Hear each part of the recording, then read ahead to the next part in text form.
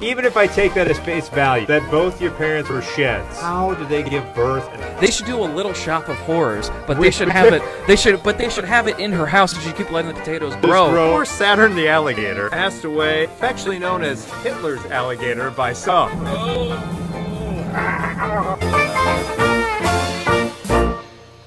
Yes, ladies and gentlemen, it is time once again for Way Out Wednesday. Yeah. Wow is absolutely right. Yeah. Absolutely right for us to say wow today. Yes, Lots definitely. of wow-worthy things going on.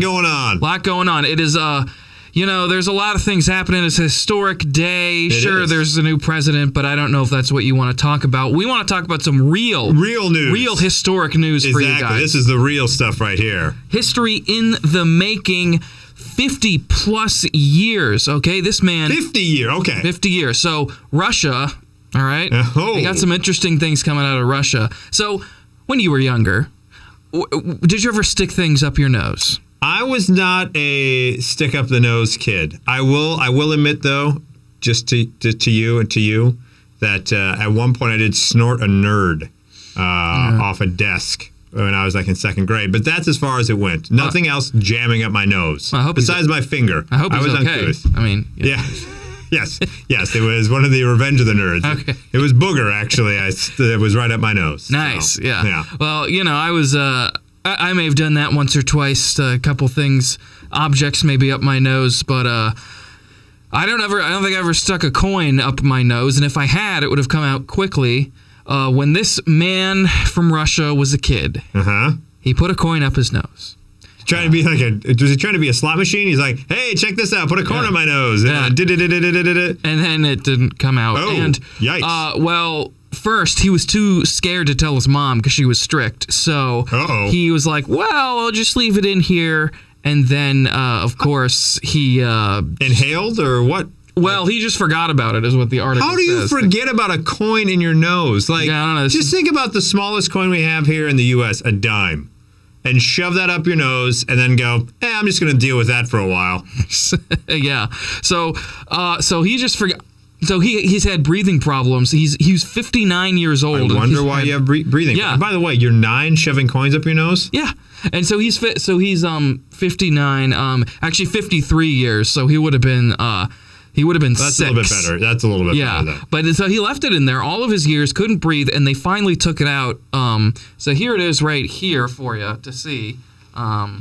Ooh, yeah. That looks like something that's been up your nose for 50 years. Yep. So they finally got, and now he's like, he has regained full nasal breathing after 53 years. Isn't that historic? He finally is able to breathe. Can he use that coin? Is that currency still able? Would you take someone's 50-year-old nose coin? That's easy for me to say. I sure would. I think that's worth a lot of money. Even though it is money, I think that's something of value. Maybe give it to Pawn Stars. Say it's... Come in there and be like, this coin's been up my nose 50 years. What do you give me for it there? Well, best I can do is 1 penny. We go from that weirdness to this weirdness. The internet was set ablaze by a woman who shared on Reddit, which, by the way, if you've never been on Reddit, it is a rabbit hole of just the bizarre. There's also some useful things there.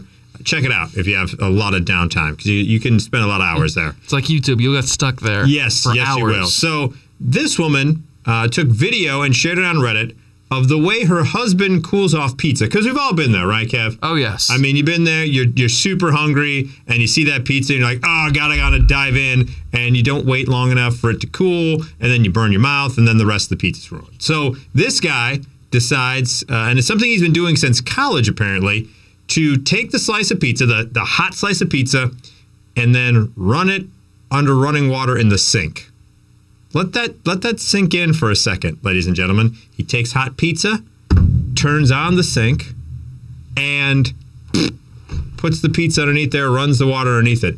sounds absolutely disgusting. Yeah, I don't know why you would want to do that. I mean, sure, to cool it off. Now, I know when I drink hot coffee, I'll put like 1 or 2 ice cubes in it because it cools it off enough that you can drink it. That makes still sense. warm. But when you're drenching a slice of pizza that's already kind of greasy to begin with and has sauce on it, and you're running it underwater, then all that, nice, greasy, salty, cheesy flavors going down the drain, and you're just eating a soggy piece of bread with maybe some mushrooms. Possibly. Yeah, I mean, the only way this works is if it's New York style pizza, which is kind of disgusting, the fold over pizza. Then it may work. It's funny in the fact that she racked up more than 2,000 comments in a matter of hours. Of course. Someone said, "Your husband is a raccoon. Kick him out before he eats the cat." Another one says, "Don't breed. His bloodline must end." Oh. And a third one said, "Are you married to a dog with thumbs? I'm so sorry. This is some straight up alien S." Oh, yeah. It is very bizarre. There's better ways to cool off your pizza. I don't know. I would prefer you just stick it in the freezer for a minute and be better off. Yeah, or patience is a virtue. That it Maybe is. just wait for 5 minutes instead of running it underwater like some sort of heathen. How much you want to bet? Heathen. Being a man, he runs the pizza slice underwater to cool it, but then doesn't run his plate that the pizza was on underwater to put it in the dishwasher. Oh, absolutely. As a guy, he's just not going to do that. Oh, no. Probably leaves it on, too. Yeah. Yikes. Yeah.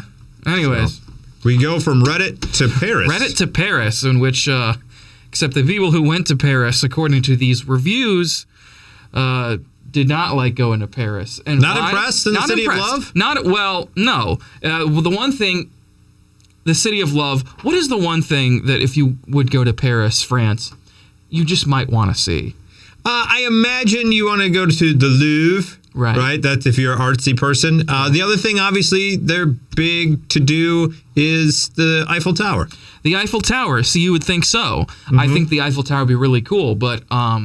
I mean, it's just a tower? It's just a tower. But apparently these people took from Louise Jordan in Giza saying it's a bore. Ooh. They said... the Eiffel Tower is a waste of time. In fact, this TripAdvisor review says... it is a big hunk of steel that acts as a reference for navigation. Nothing special, too commercial.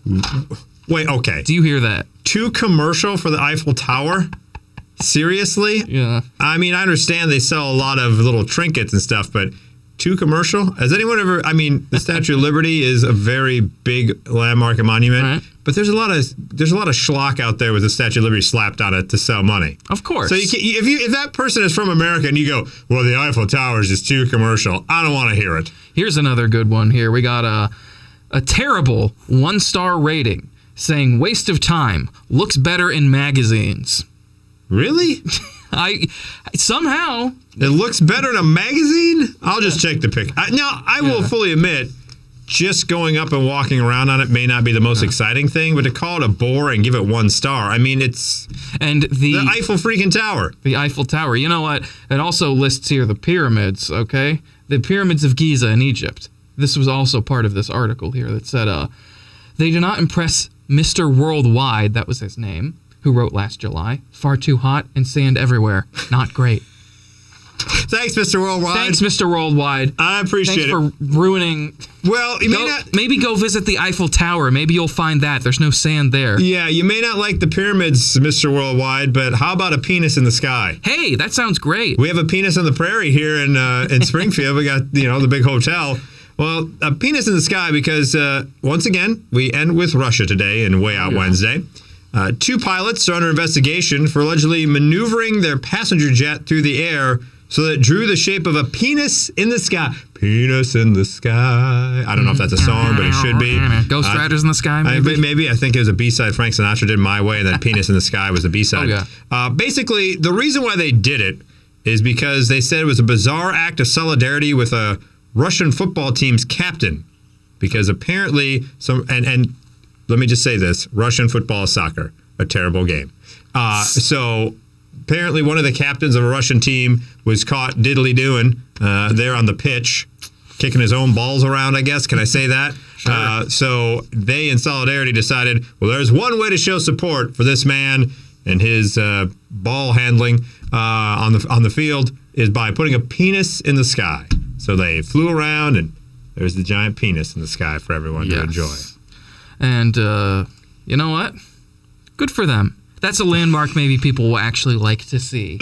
You know, because apparently they're too good for the Eiffel Tower. But, the Eiffel Tower's got some penile property, kind of leaning. It's a little phallic, maybe. It's a little phallic, yeah. It's a little phallic. But the Russian penis in the sky, ladies and gentlemen. Yes. And with that, there is only one thing we can say to a penis in the sky, and that is, wow. Wow. Look at that. Wednesday. Once well again. Done, Kev. Thank you. Well done to you. It is Way Out Wednesday. Mike, hold on a second. What happened to you? Where'd you go? Where are you? Way Out Wednesday! Yay!